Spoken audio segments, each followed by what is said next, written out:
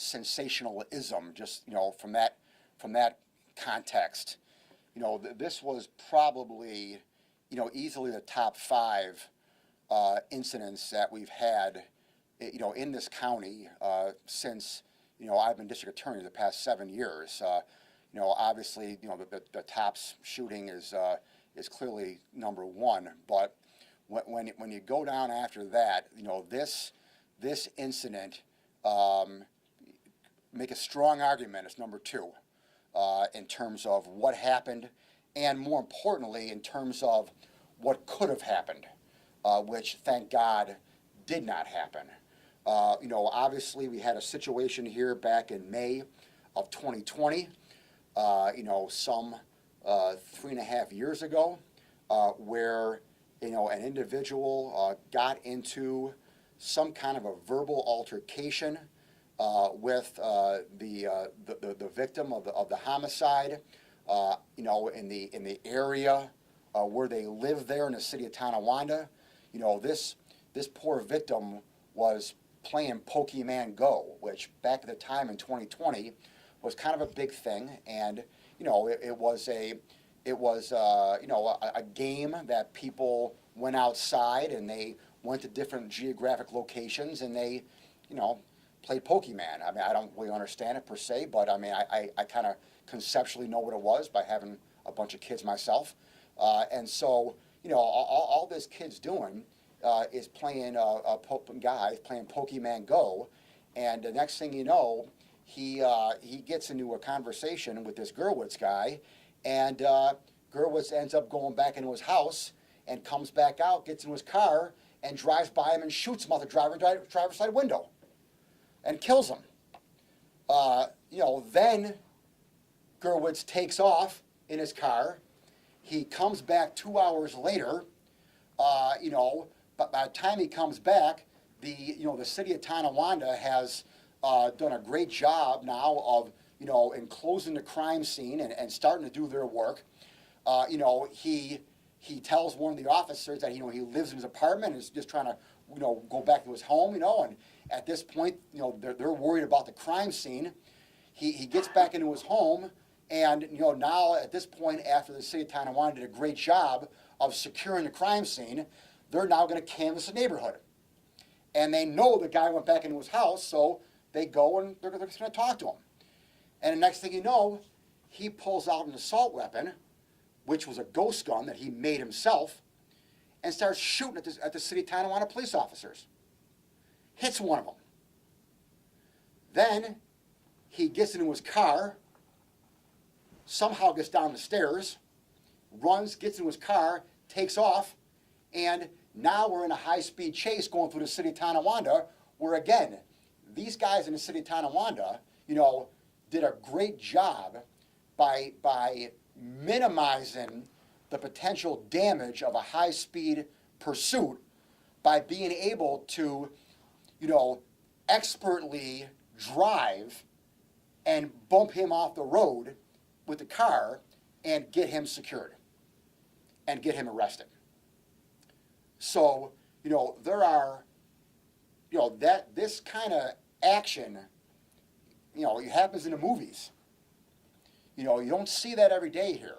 You don't see that every day anywhere in this country. So, I don't think I'm being too over dramatic here by saying that, this could be number 2 as far as crazy crime scenes and crazy incidents that we've had, in the past 10 years in this town. And so, I want to commend not only the City of Tonawanda Police Department, but I want everyone to know, and I'll introduce Sheriff Garcia here and allow him to speak to this as well. But I want everyone to know that a lot of these suburban communities, don't have the resources, obviously, that the Buffalo Police Department has. And you're talking about a huge crime scene here. You're talking about the corner of Morgan and Clinton Street and that expanded area outside.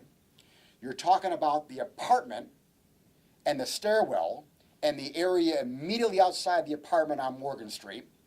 And then thirdly, you're talking about the accident scene where they were able to expertly get him off the road.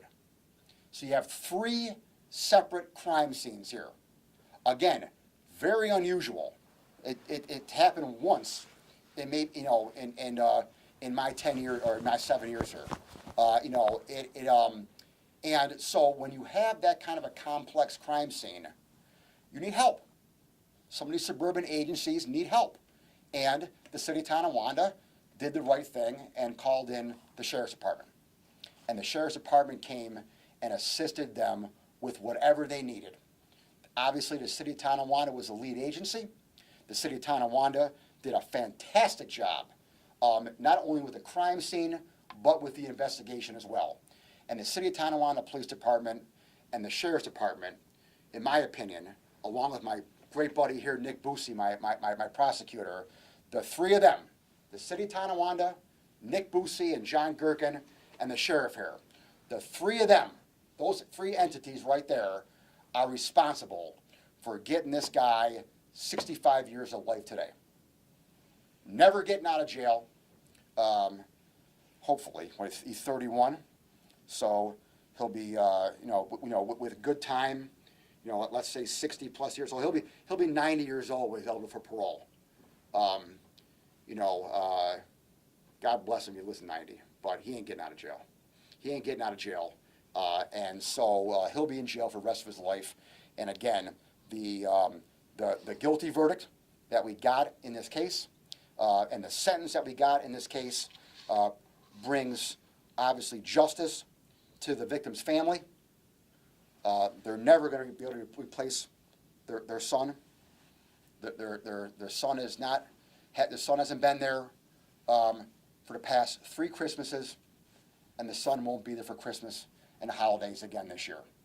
And that is a void in that family's life that will never be filled. But I recognize each and every day in these homicide cases that I cannot give anyone full closure.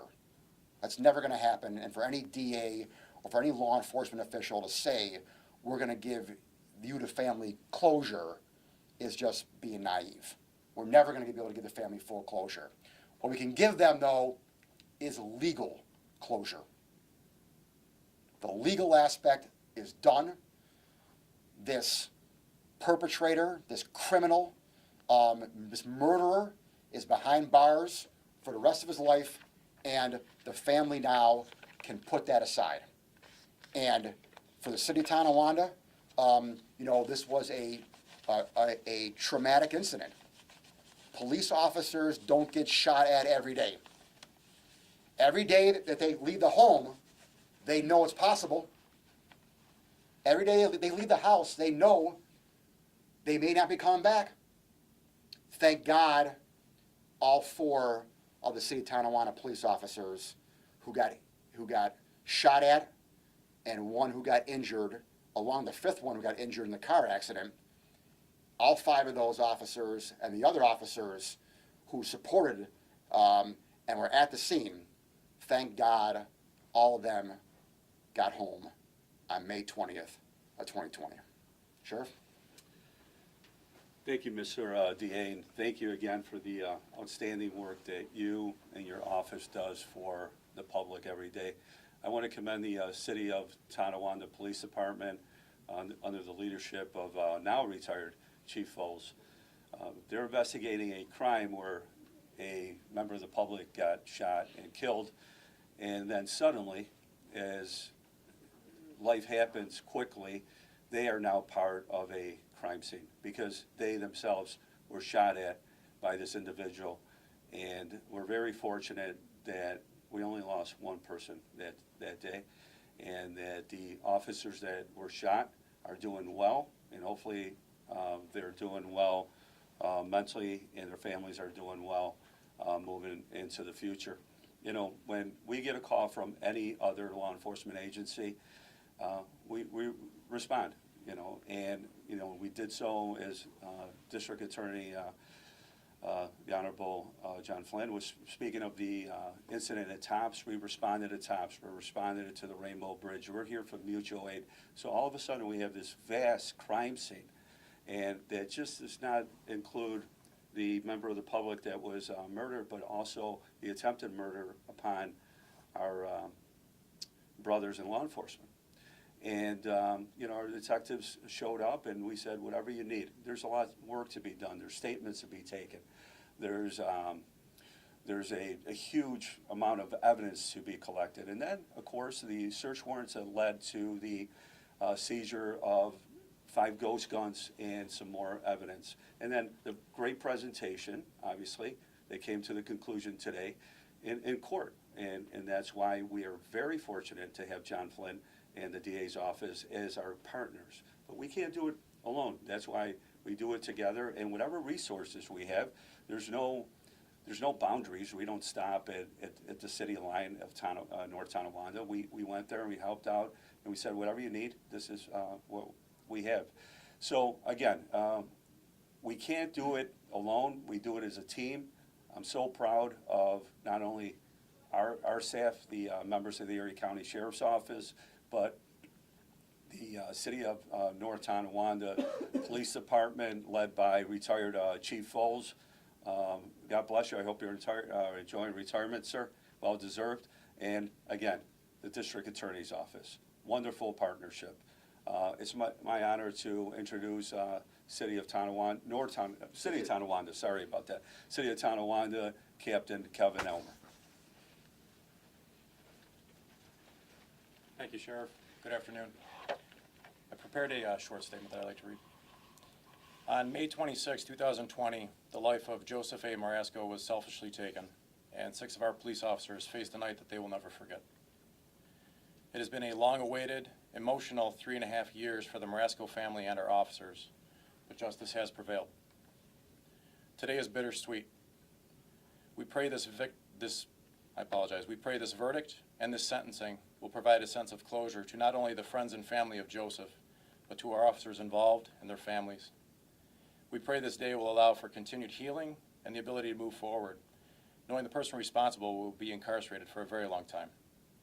We would like to thank the Erie County District Attorney's Office, Judge DeTulio, members of the jury for prosecuting and serving justice for Joseph, our officers, and their families.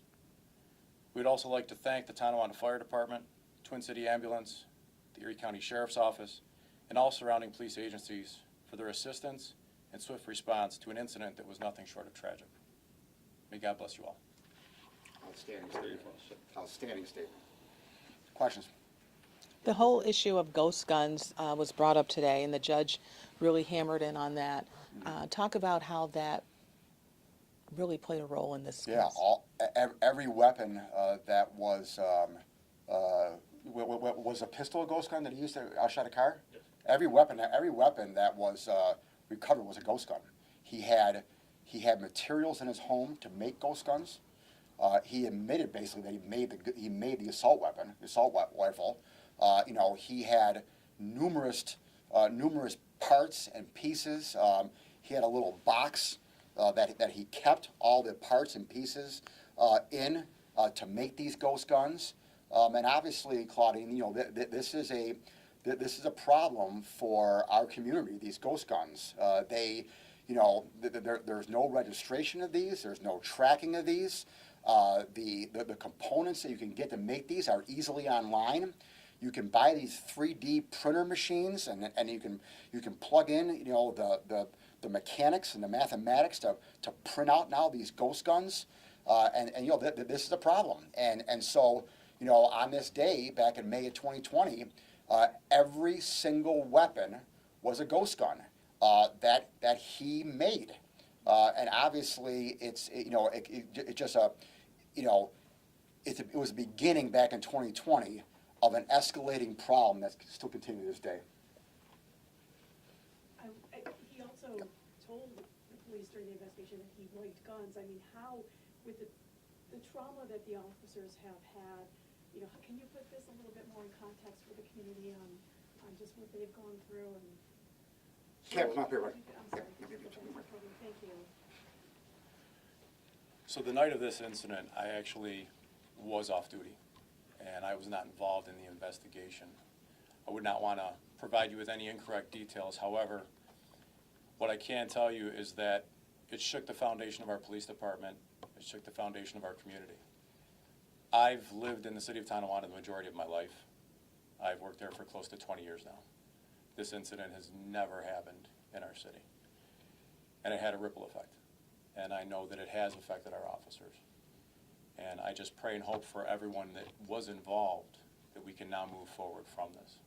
Because ultimately, this is something that will remain in the minds of everyone for the rest of their lives. Anything else? Good? Okay, thanks, guys. Mr. Flynn? Yes, ma'am. Could you also address something separate today? Yeah. Just a second to that. This is from another reporter, so I apologize. Sure, no problem, no problem. I may not have an answer, but I'll try. The slumlord sentencing today, Carrie Purcell pleaded guilty to exposing a child to lead in a Buffalo home. Kate, tell me out here.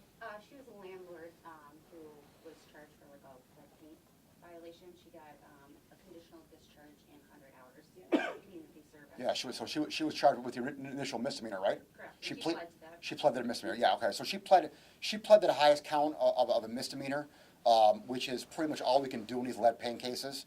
So you know the lead paint cases are tricky with the reality of the outcomes a lot of times, because you know what I hope for in the lead paint cases is that by charging the misdemeanor, where you know the majority of times these people are first-time offenders. You know, they're not career criminals. They come into court and they plead to the misdemeanor, but they say, you know, that, hey, you know, we had the notice on the door for a while, and the notice fell off the door, you know, half the time. People come in and rent, you know, and you know, we try to fix the problem. We try to, remediate the lead paint, you know. So, you know, these landlords and these owners come in with a lot of excuses, and don't be wrong, a lot of them try to fix it. I'm not casting them all in that light. A lot of them try to fix it, but you know they do a half-assed job, in my opinion. You know, and when they do that, they expose children and people to lead paint. And so I'm hopeful that by charging them with the misdemeanor, even at the end of the day, they get a conditional discharge, which slap on a wrist. They walk out. I get it. All right, it is what it is. But I'm hopeful that the initial misdemeanor arrest sends a message to the community, like, you know, I'm going to charge you. Yeah, at the end of the day, you know, you come in with this, with your sad story. You know, you may get a conditional discharge, but I'm going to make your life difficult. I'm going to make your life difficult. I'm going to charge you in the hopes that you don't have to deal with this and you fix the problem before someone gets sick.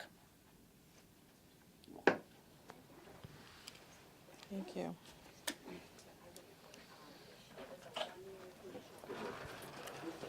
Take care.